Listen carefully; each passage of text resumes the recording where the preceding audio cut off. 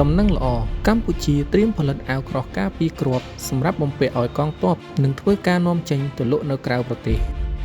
បន្ទាប់ពីឆ្លងកាត់រយៈពេលនៃការប្រយុទ្ធគ្នា5ថ្ងៃជាមួយថៃយើងសង្កេតឃើញថាកងទ័ពកម្ពុជាកង្វះនូវសម្ភារៈប្រយុទ្ធមួយចំនួនដូចជាមួកដែកអាវក្រោះវិទ្យុតាក់ទងជាដើមដែលសម្ភារៈទាំងនោះគឺជាតម្រូវការចាំបាច់សម្រាប់បំពាក់ឲ្យទាហានម្នាក់ៗដើម្បីជាជំនួយក្នុងការប្រយុទ្ធជាមួយសត្រូវថៃឲ្យកាន់តែខ្លាំងក្លាក៏ដូចជាជួយការពារអាយុជីវិតពីការបាញ់ប្រហាររបស់ខ្មាំងសត្រូវខណៈពេលមានចំនួនព្រំដែនជាមួយថៃក្នុងស្មារតីជាតិនិយមមានបងប្អូនខ្មែរដែលមានទ្រព្យសម្បត្តិច្រើនបុគ្គលល្បីៗរួមជាមួយពលរដ្ឋខ្មែរទូទាំងប្រទេសបានរៃអង្គាសបង្កើតជាមូលនិធិគាំទ្រដល់កងទ័ពជាមុខថែមទាំងបានទិញសម្ភារៈប្រយុទ្ធមួយចំនួនដូចជាអាវក្រោះការពារគ្រាប់មួកដែកវិទ្យុតាក់ទងនិងស្បៀងអាហារជាដើមមកប្រគល់ជូនដល់កងទ័ពខ្មែរគ្រប់សមរភូមិប្រយុទ្ធប៉ុន្តែក៏នៅតែមិនទាន់គ្រប់តម្រូវការនៅឡើយទេ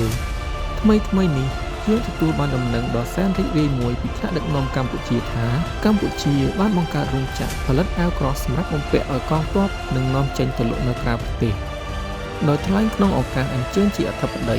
បើកមហាសន្និបាតមន្ត្រីសង្ឃទូទាំងប្រទេសលើកទី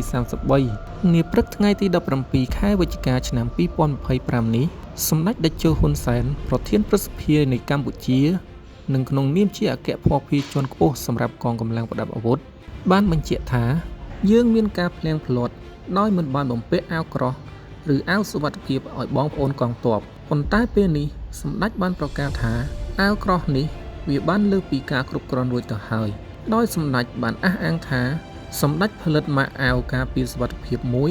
ដែលមានឈ្មោះថា DSS ហើយមិនត្រឹមតែបំពាក់សម្រាប់កងទ័ពកម្ពុជាយើងប៉ុណ្ណោះទេវាថែមទាំងអាចនាំចេញទៅក្រៅប្រទេសបានទៀតផងអរគុណសម្រាប់ការតាមដានទស្សនាជួបគ្នានៅវីដេអូបន្ទាប់